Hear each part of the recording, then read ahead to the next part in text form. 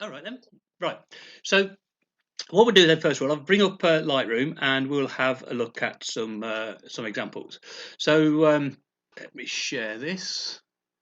Hopefully you can see a Lightroom. So can you see my Lightroom screen? Yep. Yes.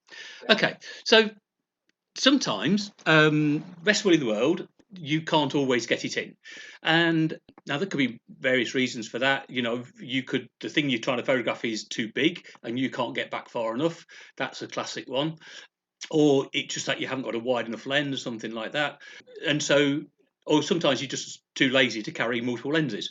I'm afraid that's kind of happens to me. I used to go on holiday and I used to take a camera bag with all the lenses in, all the flash guns in, and two bodies and this, that, and the other. And I've got to be honest, what was happening is, not quite often, you just didn't want to put the bag down. You just didn't want to kind of lug all that stuff around and things. So you tended to travel a bit light.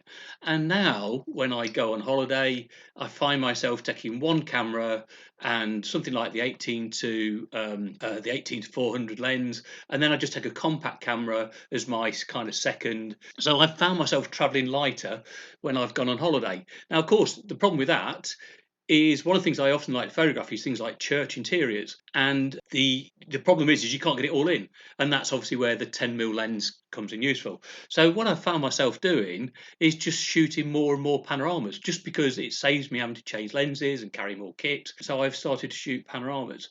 So I went out yesterday and I did a few in the garden to demonstrate. So the first shot we've got here, and I'll go full screen. So I've got a video recording to show you in a little while, but I want to show you the pictures first. So this is taken on the 10mm, and you can see, it's taken on the 10mm because you can see that incredible, kind of distortion, that wide angle distortion that you get, almost to the point where it looks like the conservatory extends beyond the house, which of course it doesn't. And the table gets misshapen and that type of thing. So that is a kind of typical, sort of wide angle picture. But as I say, you're not always got that. You can see a little couple of rain spots on the lens. Actually, it was raining when I did this. The things I do for you guys. There you go. So that was obviously one way around it. So what we looked at then was to do zoom the lens out. So this is now, I've zoomed the lens to, actually zoomed it to 20 at there we go, let's go big. So zoomed it to 20. So this is what you would get in with perhaps a little bit more than this, with your Tamron 18 to 270 or your 18 to 400, something like that. That's basically what you're going to get in. So as you can see, there's a big difference between that and that. How do we get around that problem? Well, of course, we go off and we do a panorama. Now, what most people tend to do when they're doing a panorama is you hold your camera this away, like this. And, that's traditional. It's kind of a way to do it. But the problem with doing that is these are the three shots that make it up. And the result is this long, skinny picture. And as you can see, I still can't get the top in. So that is the downside of your normal panorama. So I tend to do all of my panoramas with the camera vertical. So we get these shots. Now, obviously, you're going to need to take more pictures because it's not as wide. So you're going to need to take a lot more pictures. So whereas previously I could get away with 3 shots, I now need to do 5 shots to get the same amount in. But there's the difference. And so now we're getting, a lot more in there. Now, one thing that has happened, if I just zoom in here, I'm going to talk about this later. This is a stitching error because this is close to the camera. And in fact, if you actually look at the table there, you can see it's got this zigzag around. Yeah. So one of the things you tend to get with your panoramas, particularly the handheld ones, is you will get these kind of stitching errors because things don't line up, particularly things that are close to the camera. Now, the other thing that you'll notice is look at the borders and you see that it goes downhill. So if you took a line across the top here with this, you can see that I would have to cut the roof off to try and fill that area in, or I would have to go and fill that area in sort of manually in Photoshop or try and fix it in Lightroom or something like that. And the same down here at the bottom, I would have to crop some off as well. So this is what happens if your tripod is, or your handheld is not level. And I will be honest with you, there is a tendency particularly on a subject like this, where you've got something slightly taller in one frame than you have in the other frames. And your tendency is, and your brain will just do it without thinking, you'll kind of go, oh, don't get it all in. And you'll just raise it. And then you'll get down to the lower bits and you'll bring it back down again. So when you're taking your pictures, you'll go up, down, down a bit, up, down a bit. And of course, then when it stitches them together, it's not got the full area to do it. So realistically, what you want to be trying to do, if you possibly can, is if you can step back and give yourself a bit of space, give yourself a bit of breathing room, then that will allow you to chop off, these bits that are drifting down and that. Now, I'm doing all these handheld. I did them handheld. It started to rain, and I just did them all handheld really quickly. But I do recommend that you shoot on a tripod. We've not always got a tripod with us, so it's not always possible. And if you do shoot on a tripod, and this solves this problem, is it's not enough to get your camera level. So a lot of cameras have a artificial horizon. So you can press a button and it will show you a line on the display that shows you when the camera is level. So that's good, but it's only level at that point. As you start moving it around, if your tripod base is not level, it's going to start dropping down.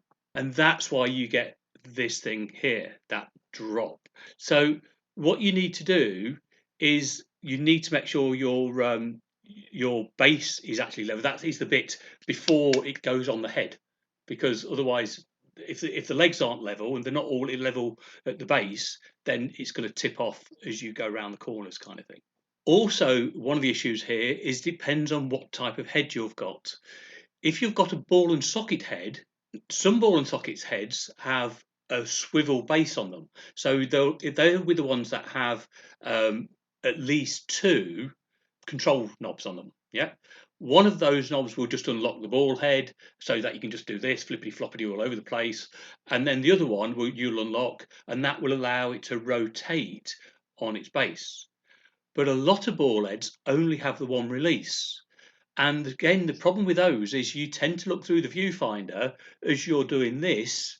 And if you're in this situation again, you will still do it in the viewfinder where you go, oh, that's a bit higher. I'll go up a bit there. And then you find yourself coming down for the next shot because your brain just works that way. It just says, I want to get that in. And so you raise it up. And then as it comes down to the right hand side, on this occasion, you want to get it down. Now, so wouldn't it be easier to use a monopod then? Yeah, you could, yeah, because at least that would keep you, as long as the monopod was upright, you could rotate it on the monopod, yeah. That would probably work very well. Now, the problem with a monopod, of course, is you can only, unless you've got a monopod with a flip head, which most people haven't, most monopods are just a stick with a screw on the top, then how do you get your vertical? How do you turn your camera the other way around? So long since it's come out. Well, the answer to that is actually one of these. So if you want to shoot your panoramas as upright, you don't have to get one of these. But if you've got your normal sort of tripod head, then what's going to happen is you're going to kind of flip your head over on its side to turn your camera on its side. Okay. But the benefit of an L bracket is this goes onto the bottom of your camera, and when you want to shoot vertically, you just take it off and you fit this on again, and that now gives you the opportunity to keep your camera upright, and that would get around that problem of a monopod if you did have a monopod to do that. They're not expensive, they're relatively cheap, but just and they're pretty standard. What most of them have, oh, just make sure though, I say they're pretty standard. If you're a Manfrotto user, a lot of them have what's called Arca Swiss mount. The Arca Swiss mount is this this groove. You see, there's a groove. It's kind of V-shaped, yeah. So the Arca Swiss is a mount where it just slides in, and then you've got a knob to tighten, and that tightens it on. So that's the Arca switch. Some of them, this one's not. Some of them, this part is completely open. The whole thing's a square and it's completely open. So that means it hasn't got these screw threads in. So if it hasn't got those screw threads in, where do you screw your base plate? So I can screw my base plate onto here, and then my quick release Manfrotto head goes straight onto that, and it mounts in a second. So if anybody wants a link for that, then I shall let me know, and I'll include a link for it if anybody wants to do uprights. Flip it over. You know what I mean by just flipping the ball head over.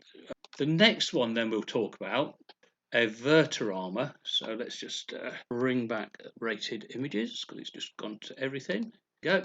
So a Vertorama is where you want to photograph something that is tall.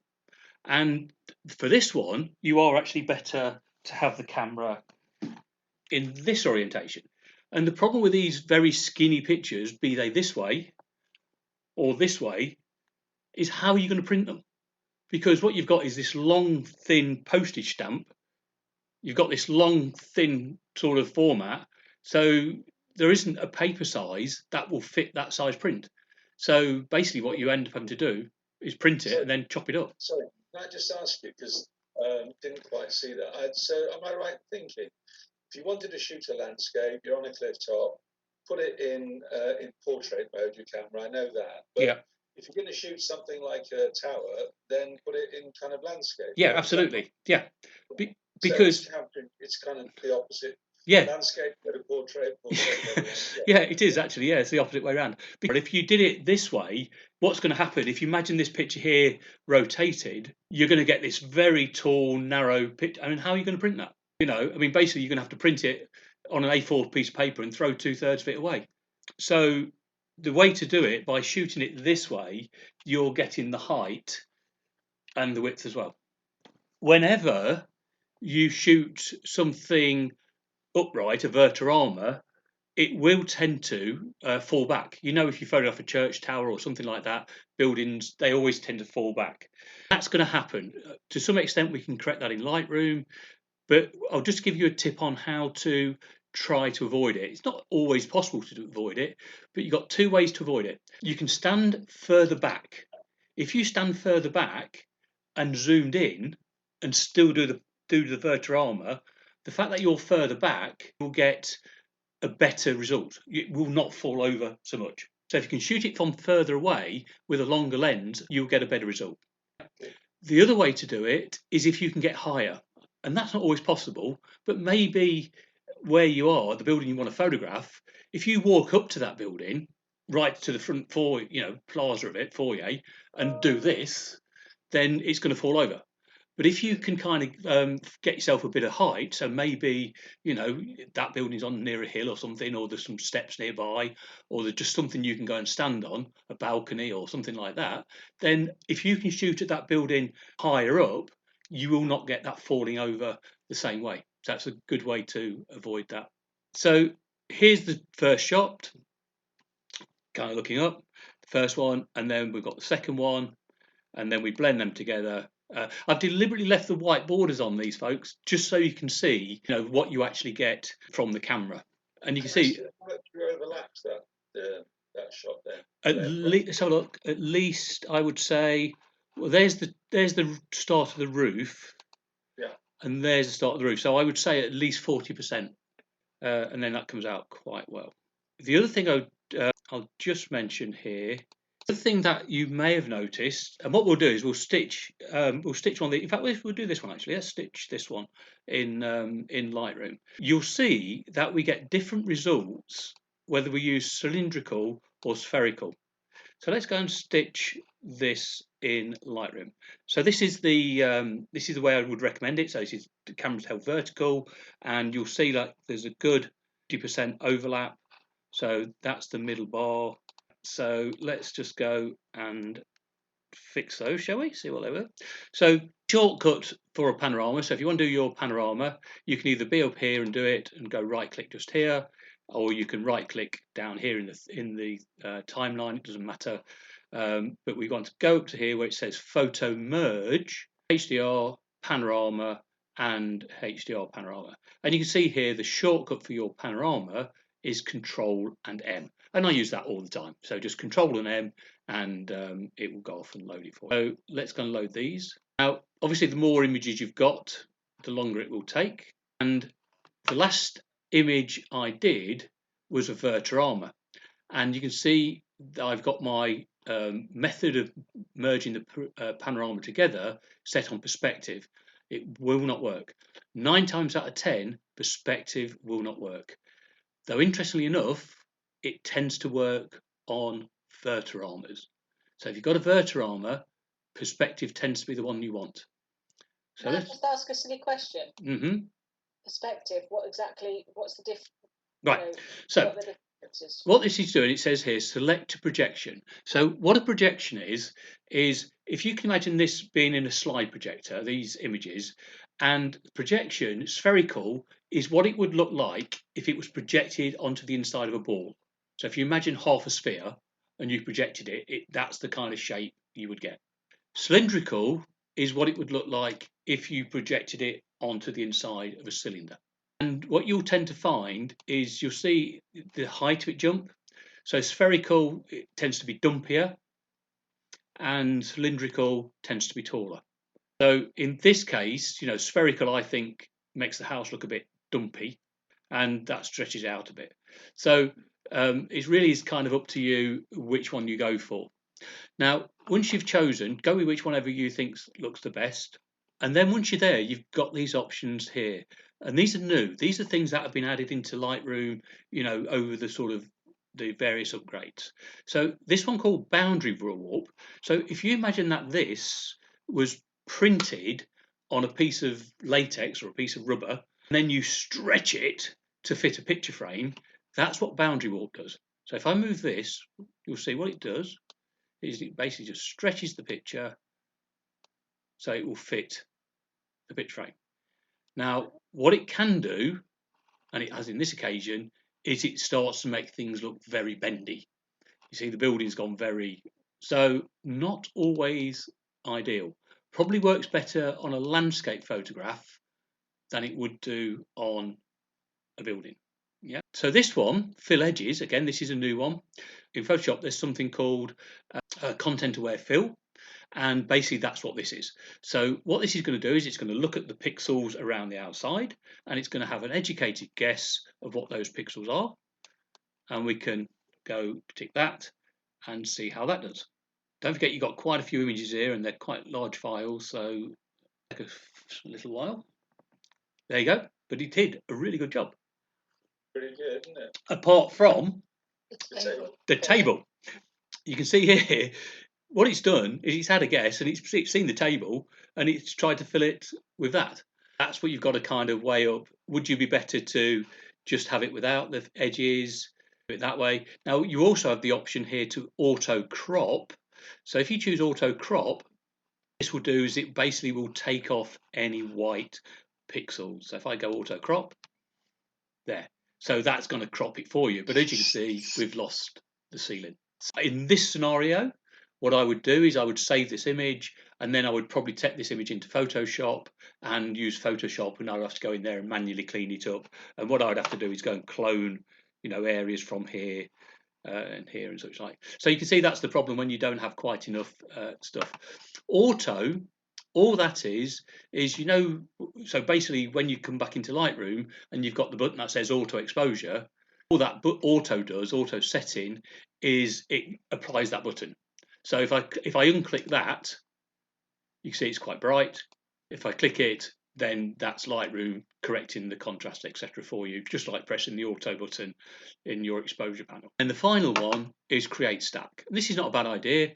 So what create stack will do is this panorama, of course, was made up of 5 other images. So what's going to happen if you don't click create stack, you will have panorama and the 5 images that make up the panorama. If you say create stack, it will put the panorama on the top and hide the other images behind. Therefore, kind of be a bit tidier for you. So I'll do that. I'll click on merge. And in the top left-hand corner here, you'll see it says create panorama. I won't say I showed the picture earlier on from the 24 shot panorama. I won't stitch that one tonight because I went off and made a cup of tea. Here we go, it's getting there. So it will create a preview, then it will stack these up. What's there, I think? I mean, if you think about it, these are all These are 24 megapixel raw files, and there's 5 of them. So and then it's got all that computation to going on. And if I just take the filters off, what we should see back in the library, if I go back to grid, filters off.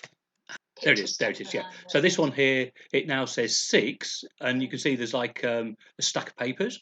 And if you click on that stack of papers, it will open them back out again, and click on it again, it closes them. That's really cool. So that's kind of cool. And you could always do that, you know, if you wanted to tidy things up. So, you know, we had the ones that made up, that was the first one, the ones that made up this. So we could stack all these together. So you could shift those, and you could right click, and you could stack those together.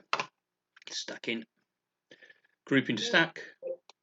Sorry, Dan, you know when you're out shooting and you say you wanted to do several panoramas, different type, or different places, one after the other, like in a church or something, you want to do towards the altar and back. What I generally tend to do is do the 4 or 5 or whatever, and then just photograph my hand. Yes. Because I want to know where there's a gap, because I didn't for a while. I mean, do you have a different method or something? No, I use exactly the same method, and there it is. There you go. Yeah, that's what I do. Yeah, and sometimes what I will do is I'll, if I know I'm doing multiple panoramas, or I'm doing different exposures or something like that, or I'm trying something slightly different settings, I might go 1, 2, and 3 if I remember, and something like that. But usually I just throw a hand in there, and such like. Just while I'm here, because what I've also been doing is I've been naming these files so that you know, I know what they are afterwards, because of course they were just originally called whatever they were called, DNG. And just to sort of for that, I'll just mention this as well. If you are in the library module and you press F2, you have the option here to, from this drop down, to choose custom name, and then you can just go and type in a name for that file. So if you've got a picture, because obviously what would happen if you rename that in File Explorer or in Finder, Lightroom will lose it because you renamed it. So that's kind of useful. If you've got a picture and you want to give it a sensible name for some reason, then F2 custom name and rename it. So we talk. That's in the library. Yeah, it only works in the library module. So if you're in the develop module and you try it, unless I'm wrong, no, the rename option does not come up if you're in the develop module. So you have to be in the library module to do it. Kind of logical, isn't it? Filing books in the library and stuff. That makes sense. Yeah. What I'm going to do then is I have now, that's the horizontal one, that's the horizontal one. We did the Vertorama just there. So what I'm going to do now is I'm actually going to stop share on here, and you get to see the video. So I made a video showing it all in action. Hello. So here we are in the garden, and we're going to have a look today at panoramas, perfect panoramas. So what I've actually got here is my 7200. Doesn't really matter what camera you've got, but I've got the 10mm lens on. So this is a really wide lens. Now, of course, not everybody's got a 10mm lens, so sometimes you can't just get it all in. So you might need to do a panorama. So what I'm going to do is I'm going to show you this sort of several different methods to do a panorama, from the quick and easy to more complicated type of things. Okay, so with my lens here, I'm going to do these freehand to start with. With my lens here at 10mm, then we'll see what we can get in. I'll pop this picture up on screen afterwards. So we're just going to go click, and we've got a shot quite wide angle. But of course, most people would not have a 10mm lens. If we think about what most people have got, they've got something in the region of maybe a 18 to 270, or you know, the 18 to 400. So what I'm going to do is I'm actually going to put this lens at its other zoom, which is 20. So that's actually a little bit shorter, or a little bit longer, than most people have got. Okay, and now when I take a picture, I try and take the same picture, and you'll see that I really can't get kind of a huge amount in. So the next thing then is to consider a panorama. Now, the quickest and easiest way to do a panorama is, particularly on a day like today where it's quite overcast, you've just got to be careful sometimes if you're doing panoramas on a bright sunny day and you're looking towards the light, because if the sun's in this direction here, which it would be if the sun was out, then what would happen is that area would be brighter than this area over here, and on aperture priority the exposure might change throughout those shots. but today it's quite overcast, so we shouldn't really have a problem. So all I need to do is put it on aperture priority, choose a reasonable aperture, so sort of f11, f16, and very simply, my lens now is at 20.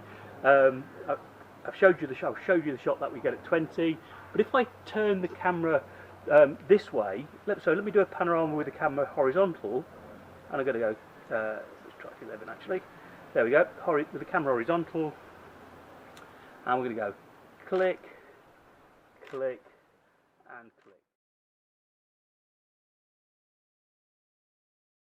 Okay, so what I'll do is I'll stitch those together afterwards. But now what I'm going to try and do, which is better, is to turn the camera into portrait orientation. And what this allows me to do is get more foreground and more at the top. So remember, my lens is still at 20, so we're going to go click. Now the important thing with a panorama, is to ensure that you overlap enough. Around about 40 to 50% is a good idea. Okay, so around about 40-50%. So there's two quick methods. So the quick and easy, horizontal panorama, long skinny picture.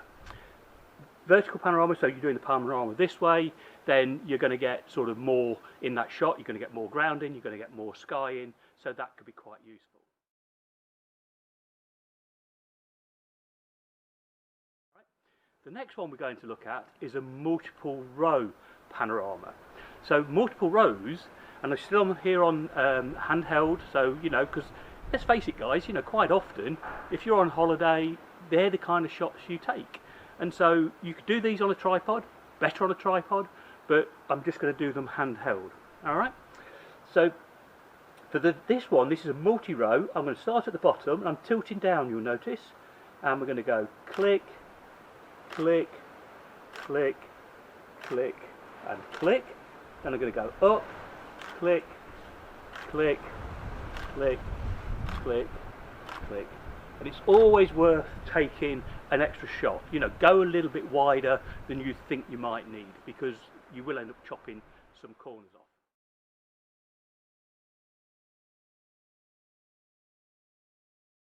Now, I could do all of those shots on a tripod. I'm just doing this like this for speed, and I would probably recommend doing it on a tripod. Now, if your subject is a reasonable distance away, so if it's a landscape or something like that, then it should work quite well. But the problem we have is if you've got objects quite close, and I expect that there could be issues with this table being here in the foreground, and maybe even the camera being in the foreground. And that is because of something called parallax error. Parallax error is easy to kind of, you can do this yourself, you can see what parallax error is basically happens because your tripod bush is level with the center column, but the parallax point, what's called the parallax point, or the nodal point, is actually somewhere towards the middle front of your lens.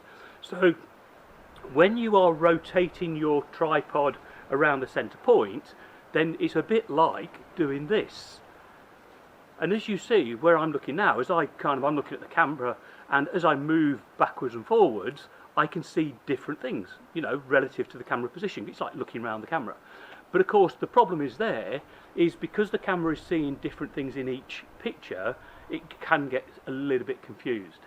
So there's a piece of kit called a nodal head, and what a nodal head does is it brings the camera back, so it's like a rail, and you can actually have your camera turned this way, and what it does is it brings the camera back so that it is along this point here. So the nodal point is across the lens, not in the tripod bush.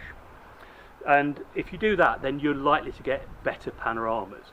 Okay, so those things are quite expensive, so there is a trick that you can use to kind of get around not having that head, because they are quite expensive. It's as simple as a shoelace. So all we do is we take a shoelace and we put it around our lens at around about, you know, sort of just slightly forward of the lens there, so just come forward a wee bit. So around about there, that's probably about the nodal point for this lens. We're guessing a bit, okay? And then you want to put that, so we're going to work horizontally again, and what you want to do is you want to put that over the top of your center column. and then what you're doing is you're rotating. So we're going to go click. Bit of guesswork going on here, guys, but you could use your live view screen. There you go. So what you're doing is you're rotating your camera. There you go. You're rotating the camera around the nodal point as opposed to around the tripod bush. Yeah? So if you do that, that is a better way of getting good panoramas. Now if you haven't got a tripod, you can still do it, but just kind of, you know, what you've got to do, the good trick is to put your camera into live view.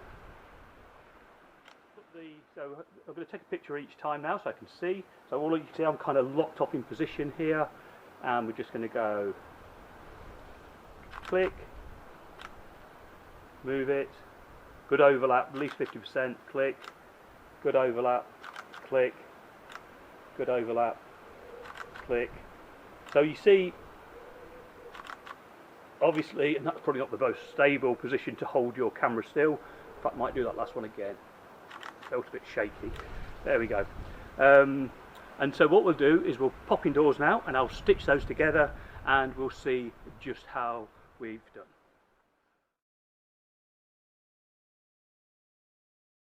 So here we are again, we're back outside now, and as you can see, I've changed the setup and we are on a tripod. So this is the nodal head, and you can see basically what the nodal head does is it positions the camera back so it's off the center column, and it also moves it kind of this way, and it's got adjustable sliders. I won't move them because it's actually set up at the correct position, but basically what you do is you've got these two rails that go backwards and go to the side, and what you do is you rotate those and you move those sliders until the nodal point of the lens is above the center column. Okay, so what I'm going to do on this shot is I'm actually going to do the multiple row panorama, but I'm going to use the head, and I'm also using a cable release, obviously, so we don't get any camera shake and that type of thing. And I've also got the camera on manual exposure. So the reason I put the camera on manual exposure for this one is because I know that I'm going to be doing a shot that's going to get quite a lot of sky in, and so if I don't use manual exposure, what will happen is I will get different exposures as I do the top row on the panorama that I will get at the bottom row, and that can cause problems when you come to stitch them together, because you know sort of these exposures are different, so things are lighter and darker, and that can cause issues. So I've just got this set up in its level orientation at the moment, so all I need to do is to undo. I've got a locking screw just here. If I show you this side, I can undo this locking screw and I can point this down. So what I'm going to do is I want to get the kind of the whole of the table in, and we'll come over here. There we go. And I've just locked that off now, and you can see it is sort of quite wobbly, you know, particularly because it's on a ball head as well. Normally what I would probably do is put this directly onto the tripod base, and the benefit of that, it's taking one connection out and it's just going to solidify everything quite a bit as well. So I've got it set up, and what we're going to do is we're going to do a panorama going round. So click the first one, there we go. Now the important thing again is just make sure that you overlap by about 50%. Now this head, this is sort of a pano head, and it's actually got little clicks, so as I move it, I know that I need to move it 2 clicks for it to go to the next position. So that makes life quite easy and quite quick. There's my 2 clicks. Again, just wait a second or two after moving it.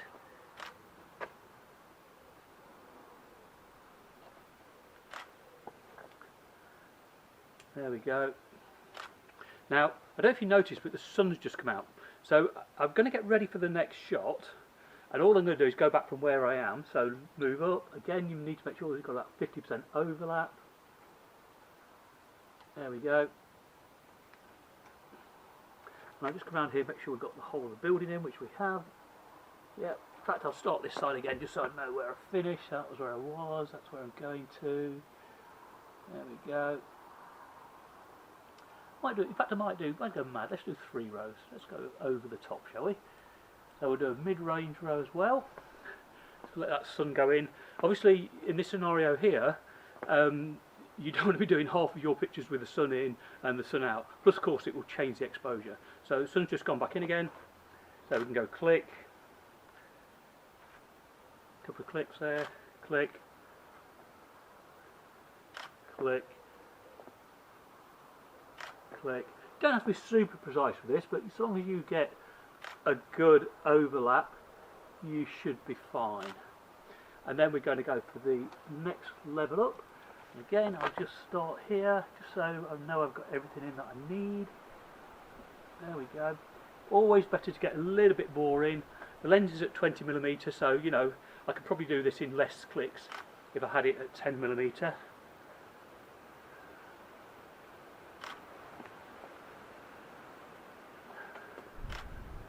Hopefully we won't get any bright skies.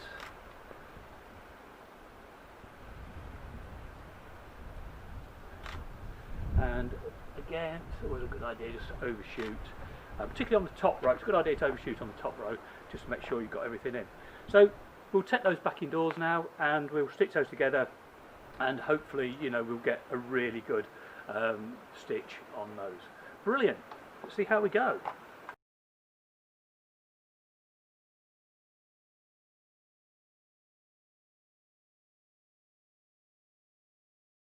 Really kind of going over what I'd been over sort of previously, but just see that as a practical sort of session. So hopefully, you know, you've got, I think the point that came up there, which I didn't mention before, was where the sun is. Now, if you are doing your panorama and the sun is behind you, or it's a cloudy day, that was a cloudy day, so there wasn't any sun out anyway. But if you're doing a panorama and the sun is behind you, then you can shoot it on aperture priority, because the difference between the exposures shouldn't be massive. And in actual fact, when I looked at the details for those pictures, the difference between the exposures, I think the shutter speed went from 100 down to about 60th. So that's only around about 2/3 of a stop. But if you were to do that shot and say it's a landscape and the sun is over here in the shot, that is not going to work, because what's going to happen is, as you point your camera towards the bright sky, that's going to give you a different shutter speed and a darker picture. And as you come over here towards the darker parts, that's going to give you a different exposure. And because the grass is going to be different tones, when you stitch them together, you're going to get those different tones, and it's not going to work. It's going to be really obvious that you've got a join. So a couple of tips there. If you know what you're doing, the best thing to do is to shoot in manual. So just whack the camera into manual, take an exposure. I would take an exposure towards the light, not maybe directly at it, but I would certainly take an exposure from the brightest part of the scene. Because if you take a picture, an exposure from the darkest part of the scene, what's going to happen, of course, this bright area is going to white out, and it's going to be very difficult, even on a raw file, to recover that information. So you want to be taking your exposure from the brighter part. Yes, these pictures over here are probably going to be a little bit darker, but you'll be kind of okay with that. Yeah, obviously the trick is you don't burn your highlights out.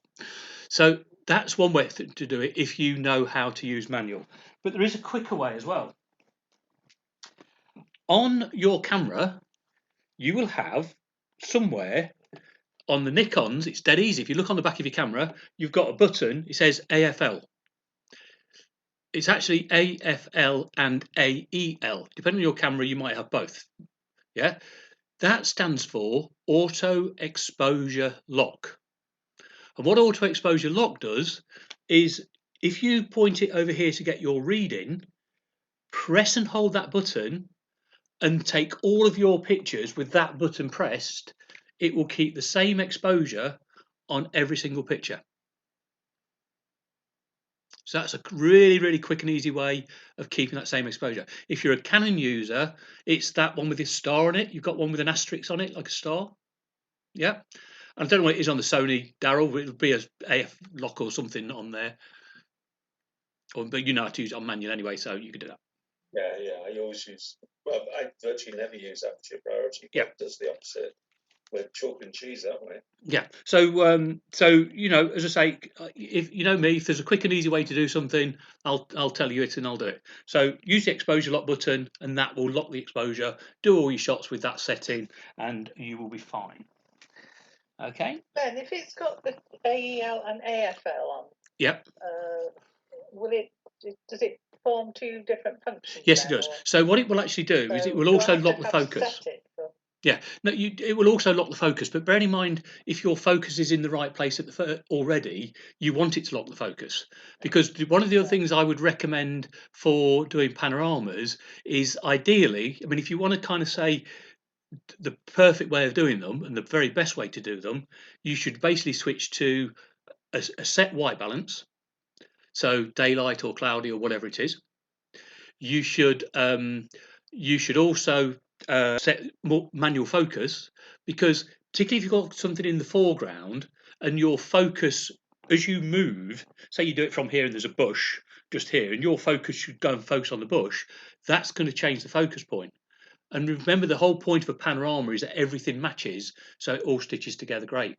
So that autofocus lock will also lock the exposure, which is good because it means that you're going to get consistent shots through all the pictures. So it does both, not one or the other. It does them both. You can go into the menu and say to just do one or the other, but I would suggest you leave it on both. But when you're doing your reading, don't go and point, which you wouldn't do because you want to get the sky, but don't go and point at something close to do your exposure reading because you'll lock the focus down here as opposed to up there. But if you're f11 anyway, f11 or f11 16, which you would be for a panorama, for a landscape, then you shouldn't have to worry about focus anyhow. Yes. In that case, it's working. Just changing. Now, if you do that same thing, so now do that same thing, but hold that button. As you move it now, the shutter speed won't change. Oh, right, okay. I'll fanny around with it. Do you understand that? Yeah. So try that, guys. If you're not sure about that, just try that. So if you just move around, look at a bright light or something, and what you should see in the viewfinder, if you're on aperture priority, use aperture priority about f4, and then just move your camera around, look at the light, and what will happen is you'll see the shutter speed moving and changing. If you press and hold that button, the shutter speed should stay in the same place. It certainly wants to be on auto exposure lock without question, but I would probably have it to do both, because then that way you could use it to lock the focus or you could use it to lock the exposure if you needed to. It's not so important about the focus, because you can always flick your lens to manual focus anyway. So the main thing is, as long as you're locking the exposure, then that's the main thing. Yeah, I just wanted to know whether the autofocus lock was working. Well, the easiest way to find out if autofocus lock's working. It's just showing AEL. Right. So for autofocus lock, if you make sure the camera's on autofocus and you point at something nearby and focus, you now keep that button pressed and go and look somewhere else, the camera shouldn't refocus. That's it. Is that working? There you go. Yeah. So that button is very underused. It's really quite helpful, particularly if you're doing a panorama. Locking on the exposure on the button. So the next one we're just going to have a look at then is a multiple row panorama. Here we go. So let me share this with you. Okay, can you see Lightroom screen? Yeah. So this one here has got from there to there. So that is, I think, 18 images. And so what we've done is, you can see, if I just bring this first one up, started down really quite low. So what you kind of got to do is, it's always worth just giving yourself a quick trial run before you start pressing the button. So kind of get yourself down here and just think, yeah, okay. And so this is looking down. So that's the base. It's always, as I said in the video, it's always worth going further than you need. Yeah, because you can always crop it. There's the middle row. Keep going. Coming back. Sorry, there's the middle row. And then we went up. Doesn't matter which way around you do this. You can do it from the top down. It doesn't matter. And there you go. So they all went together and they produced that. So, that's impressive, isn't it? That's actually about 270 degrees. I've never done that. That is impressive. Yeah. So loads of space on that. It's about 270 degrees. I just assumed that the distortion, by pointing down and pointing horizontally, pointing up, that would just mess with everything. That's amazing. Yeah, it's impressive, isn't it? And sometimes you can actually get better results, strangely, by using a slightly longer lens than the wide angle lens, because you know wide angle lenses tend to distort anyway, don't they? They tend to give you a bit of barrel distortion. So the other thing I would tend to do in Lightroom is I would correct before I stitch them, I do correction for lens distortion. Yeah, you can do it afterwards, but I tend to do it before, and then sometimes even afterwards as well if it allows that. So yeah, so go and do that. But I say it's worth trying this with your lens if you have got a super wide. You know, try to, obviously with a super wide you could do it. I imagine with a 10mm I could probably do that in well, certainly wouldn't need 3 rows. I could probably do that. I might even get away with it actually on the 10mm upright in one go. I think probably do 5 this way maybe. Is there a maximum number of images that you can stitch together then? Not that I've come across so far. No. All I would say is it takes a while. Yeah, of course. Yeah. So it takes a while. So what you could do though is if you did do a lot and you wanted to speed things up, you could correct them first. What I would tend to do is not do too many corrections, because again, what you don't want is different pictures with different tones in them. You want to keep them all pretty standard. So what you could do is you could kind of do basic, say, lens correction first, and then export them out at a sensible size. So I don't know, sort of 1,000 pixels across or something. Because remember, if you've got 5 of them like this, you know, that's going to give you another 4,000 pixels or something or other. So you could always export them out at say 2,000 pixels across. The size of this is show you the size of a single. The size of a single is 4,000 by 6,000, and this is 20,500 wide.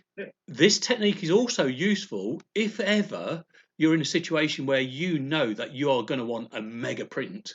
So if somebody says to you, you know, can I have a picture the size of that wall? Then, and you've got to print it huge.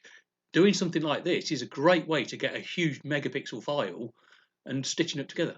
To recap, Glenn, when you scanned at the bottom, you went from left to right. Yeah. Then you went to the middle, continue from right back to left. Yeah. Then you went above, and then from left to right again. So it's all sides continuous. Yeah, but it actually doesn't matter. You can mix these up, and Lightroom will still stick them together. So you know, yeah. I mean, if you were feeling a bit, overlap, yeah. Yeah, as long as they overlap. I mean, so it doesn't. Lightroom doesn't seem to mind. It just will do it. Yeah, so it either doesn't way. matter what order, as long as there's an overlap which you can see. Yeah, yeah. All it's basically doing, you know, if you think of it as a jigsaw puzzle, it wouldn't matter which order I gave you the jigsaw puzzle in. You know, it would only fit together in one way. So yeah, it doesn't seem to matter about that. So there we go. How's about that then? That was That's interesting, isn't it? Isn't it? And that's why you want your. So who got a shoelace? Have you all got your shoelaces? Go on then, have a go. Go and grab your shoelace and have a go. So the trick is you've got to kind of. This is why you can't. You saw I didn't look through the viewfinder, because you can't look through the viewfinder. Because if you start looking through the viewfinder, what you're going to start doing is you're going to rotate it around you again. And you can't rotate it around you. You've got to rotate it around a central point. So if you've got your shoelace, wrap that around your lens, keep that still, and then rotate the camera around that central point. You've got and a bit of ribbon. Yeah, it doesn't really matter. I just said a shoelace. But no, it doesn't matter. Anything you've got will do the job. Was it an actual proper attachment then? Oh yes, I'll show you that on the next bit of the video. In fact, I'll show it to you now, and then I'll show you it in action. So there you go. So there's your. So what we're going to be talking about next, and then I'll show you the video of it in action, is this. So this is what's called a nodal head. Photography malarkey is so expensive because it's all, oh, we've got a gadget for this. Yeah. We've got a gadget for that. There's a few zeros at the end of each price tag. Yeah. So and use a shoelace, and they're not doing. Yeah, that's right. Bottomless pit of finance. Honestly, I tell you, the shoelace method, I have used the shoelace method many times, and it works perfectly well. In fact, I would probably go as far as say it works just as well as doing this. It's just that if you're trying to do, the nice thing about this is you can have consistency. So this is a nodal head. And if we look at this, so what we have is a base that rotates. Now, ideally, you'll see in the video that this is actually on top of my ball head. Ideally, you want to take your ball head off get your base level, and then this bit goes directly on the legs in the ideal world. Yeah. And what this does is this just is a panorama head. And so what it does is it just rotates. But the nice thing is, and I don't know if you can hear it. Yeah. So I know that 2 clicks is just the right amount for this lens. Okay. And the way to find that out is you just listen. And so you look through the viewfinder and you go, that's how far I want to move it. That was 2 clicks. And now you know that one, you know that all the others are 2 clicks as well. Because you know that 2 clicks is a 50% overlap. Yeah. So what you do is you just do this. And I've used this for interior shots, for kitchens and stuff like that, indoors, and they are really difficult because you've got work surfaces that are really close to the camera, and if you don't use something like this, then you'll get. You saw the stitching area we got on the table because it was close to the camera. All the work surfaces, the islands, and everything, they'll all get those little bad joins in them and stuff like that. So one of these, but the trouble is, even a cheap one of these, this one was about 100, over 100 quid, 110 quid. I've got a handout which I shall send over to everybody after this, along with a link to the video tomorrow. And there's one of these in there and a link to it. But if you're serious about it, there's the big company that kind of is a top company. Manfrotto do one, and that's just under £400. Very extremely well made, really solid, and the sort of the big leader is the one called Nodal Ninja, again about 410 quid. So you'd have to be a serious interior photographer to want to go and spend that amount of money, especially when you can do it with a shoelace.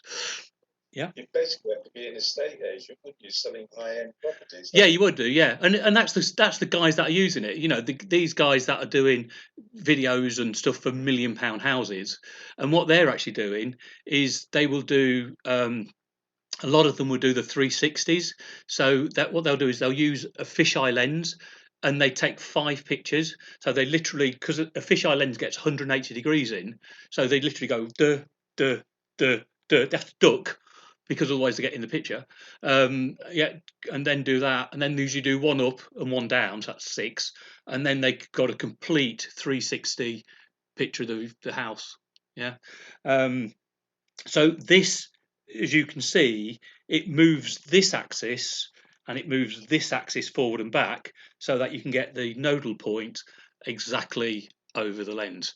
And I'm not going to go into it now, but basically there's a method which I've explained in the handout that you would use to make sure that that nodal point was exact, because obviously the more exact you are, then the better it is. But roughly it's usually about 2/3 along the lens towards the front element. It's a bit quiet, so I put it nearer to the speakers, hopefully sound got a bit louder. There we go. So was that interesting? Yeah, interesting. Yeah, but certainly, if you're, as you say, a real estate photographer or something like that, that ability to have that click and just be able to kind of keep it all, and you saw how quick it was. You could do those shots. They only took about 3 or 4 minutes, and you can do those. And even with descriptions, and you could literally you do that, and you can whiz around a house. And in fact, if I was doing interiors, there's a good chance I'd do that same thing, but actually shoot it HDR as well. So I'd be doing 3 shots, so that way I could get detail outside the building. To keep, because obviously if you've got a bright outside and the indoors, it can be difficult to get good exposure on both. So I'd actually probably shoot in that, and that would be that was 24. So you could easily, there you go, 3 times 24. You're kind of getting on to a lot of pictures. And what I would probably do in that scenario is I would edit them down, resize them, and then stitch them, because otherwise they're just going to be, it's just going to keep Lightroom going for days and days and days. There we go. So Glenn, what do you use as a focus point for that? Well, when you're doing these complicated ones. Right. So what you want to be doing is you want to be focusing on the nearer objects. Now you've also obviously got to bear in mind which aperture you're using and that type of thing, and your depth of field. But don't forget, we're generally using wide-angle lenses. So long as you're at 11, somewhere around about there, you should be getting pretty much everything sharp. I mean, if I was doing it and there was something really close to camera, then I would probably try to use f16. And again, that's the benefit of being on the tripod. You haven't got to worry about camera shake. Obviously, with the old shoelace method, keep in mind, guys, with the shoelace method, particularly if you're not resting it on a tripod, that is not very stable. So I would certainly be using maybe f11, so that I got a faster shutter speed and less chance of camera shake if I was using that method. Yeah. And so that is pretty much it. So we'll just bring up that final image again, which is down here. There we go. So this was the image before the crop. So you notice also that we didn't have all this slopey stuff going on, and then there's the final image after crop, and also we stretched it in Lightroom. We used the stretch thing. Glenn, didn't show it. Yeah, we didn't see it. Oh, you didn't see it. Sorry, beg your pardon. I didn't hit share, did I? You have to keep remembering to share. There we go. Got it there. Okay, let's go full screen. Very good. Yeah. And you'll see if I just zoom into the table, I haven't even done this, so I'm taking my life in my hand here. But yeah, you can see even on the table here, no joining, no stitching errors anywhere. Look, even on the path. Can I ask a question, Glenn? Forgive me if it's a bit of a bozo one. So you've taken these photos and stitched them together. So presumably you've got a sort of non-standard shape now. So if you want to export it to Flickr or to a print bureau or something like that. Yeah. So what you would need to do recommend? is you would need to go into the develop module, and you would need to go to your crop. So what you'd need to do is make sure that you've got something here that is a recognized crop. So if you just come to where it says original, you could maybe get away with 16 by 9. So that's not too bad. 16 by 9 would give me a reasonable things of what I wanted. You know, if I don't need next door's house particularly, so I could kind of come in for this and show the garden, or you could say I don't want all that greenery and do it that way. So, and 16 by 9 is a recognised print. If you go and look at a print shop, and they will have a thing that says Panorama, and they'll either have 16 by 9 or 16 by 10 as a recognised sort of print or something. And if you wanted to put it on Flickr or somewhere like that. Yeah, well, it wouldn't matter if you put it on Flickr. Then all that would happen. It would just display it with a bar at the top and at the bottom. It's not going to squidge it or. No. If you put it on Flickr, it would still show you the full width of the picture. And likewise with Facebook, I've actually posted this picture to Facebook, and all Facebook did is just did this. You know, just use the shape of the picture. So no, it wouldn't make any difference. But that's a valid point. Yeah, you do want to be, if you are going to send these off to be printed, you do want to make sure that they're of a ratio that makes sense. Which is, again, you know, this, if you imagine that same issue, we talked about this long skinny one right at the start, this the super thin one. Oh, there it is. There you go. There's my skinny one. So if you imagine that one, if I take that into develop module and I try to crop that, then you can imagine I'm going to have real issues. If I choose the same ratio, you know, I've basically got to chop. You know, which bit am I going to go for? Practically like an ordinary photograph. Yeah, absolutely. Yeah, absolutely. You know, you'd have to print two and stick them together with sellotape.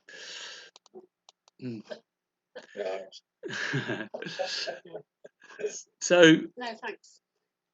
Yeah. So what I've got, which I'll send off to you, say tomorrow, I'll sort the video out so people that haven't been here can have a look at that. But I'll send over the little handout, and there's a little handout that just talks about to find the nodal point. Let's just bring it up very quickly for you. View minus share the screen. So you see that this content does take. I say it's taken probably getting on for 2 days to do this. So there's a PDF, and it talks you basically through what we've said. I can't guarantee to do this for every single one, but I decided I wanted to do for this one. And there's all the examples: the quick and easy method, the upright method, the Vertorama. That there is showing you the overlap you may have seen in this picture. So I've actually done this, for nighttime photography as well, because it's the only way to get that in. And there's our final image, and then here we've got a diagram with a link to the head, And you can see here, so you've got the camera. So basically what you want to do is you get the camera on the tripod, and as you rotate the camera, what will happen is, if this is set up correctly, this pole will be hidden behind this pole. But as you rotate the camera, because the lens is kind of really moving, doing this and changing its position, it looks around the pole. So if you're at the nodal point, then you won't see the pole. So that's how you know if you're exactly at the nodal point. That was really good. Thank you. Yeah, thanks. Good. Great. Good. So hopefully, I know that's been kind of full on, and we're getting to the end. So we have. Glenn, Bye. Glenn, thank you. quick one. Yeah. See you soon. Bye.